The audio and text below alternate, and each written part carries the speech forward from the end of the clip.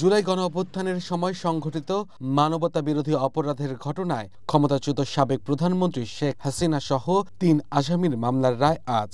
এই রায়কে ঘিরে শাটডাউনের কর্মসূচি দেয় কার্যক্রম নিষিদ্ধ আওয়ামী লীগ। কর্মসূচি ঘিরে যে কোনো ধরনের নাশকতা ঠেকাতে দেশের বিভিন্ন স্থানে মোড়ে মোড়ে চেকপোস্ট বসিয়েছে আইনশৃঙ্খলা বাহিনী।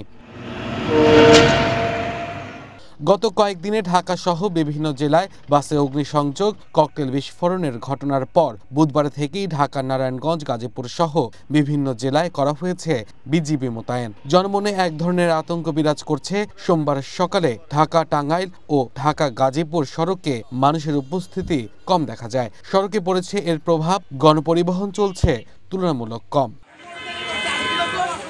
এত কড়াকড়ির মাঝেও প্রশাসনের চোখ ফাঁকি দিয়ে ঢাকা, ধামরাই ও সাভার উপজেলায় রাতে প্রায় ১ ঘন্টার মধ্যে ২টি বাসে আগুন দেওয়া হয়। এসব ঘটনায় কেউ হতাহত হননি। সাবেক প্রধানমন্ত্রী শেখ হাসিনার বিচারের প্রতিবাদে কার্যক্রম নিষিদ্ধ আওয়ামী লীগ ঘোষিত শাটডাউনের প্রতি সমর্থন জানিয়ে শেরপুরে গভীর রাতে ঝটিকা মিছিল হয়েছে।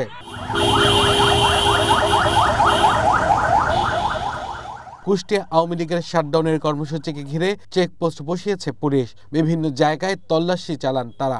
কোনো দুষ্কৃতকারী এবং কোনো অপরাধী বা কোনো ছিনতাইকারী যে সন্ধ্যা টাইমে যে ধরনের নাশকতা করে বা ছিনতাইটা করে, এই ধরনের কোনো নাশকতা বা কোনো দুষ্কৃতি কোনো অপরাধী যেন অপরাধ না করতে পারে, তারই প্রিভেন্টিভ আমরা এই মহড়াটা দিয়েছি। দুইজন দুর্বৃত্তকারী একটা স্ট্যান্ড করে থাকা একটা ট্রাকে পেট্রোল ঢেলে আগুন দিয়ে পালিয়ে গেছেন। তো তারই প্রোঅ্যাক্টিভ হিসেবে আমরা তার মানে দুষ্কৃতিকারী এবং অপরাধীদেরকে মেসেজ দিতে চাই যে আমরা সতর্ক আছি এবং আমাদের এই মহড়া চলমান থাকবে।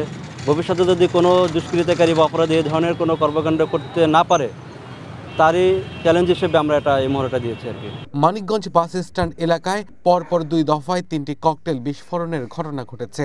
এতে সাগর ও নবীন নামে 2 রিকশা চালক আহত হন। আমার ওখানে গাড়িতে খাড়ায় ছিলাম, রিকশা দেখি নাই কোথা থেকে মারছে। ভাইয়ের সাথে দেখা, ভাইয়ের সাথে আমি গল্প করতেছি, পাশেই বিকট শব্দ হইতেছে, বিস্ফোরণ ঘটে। পরে তাকায় দেখলাম যে হইতেছে 2 জন আহত হয়েছে এবং যারা হইতেছে এই ককটেল বা হইতেছে ককটেল জাতীয় কোনো কিছু হইতেছে বিস্ফোরণ করে, তারা দ্রুত হইতেছে এই স্থান থেকে পালিয়ে যায়।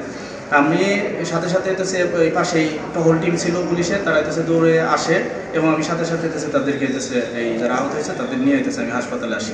বিস্ফোরণে ওই ককটেলের যে ইগুলো আছে, স্প্লিন্টার নাকি বলে, সেটা হইতেছে সরাসরি হইতেছে তাদের সাথে পায়ে লাগার ফলে তারা হইতেছে ওইখানে আহত হয় এবং ব্যাপক রক্তক্ষরণ হয়েছে। পরে নাশকতা ঠেকাতে অভিযান চালায় police. Abdul Al Mamun, one national desk.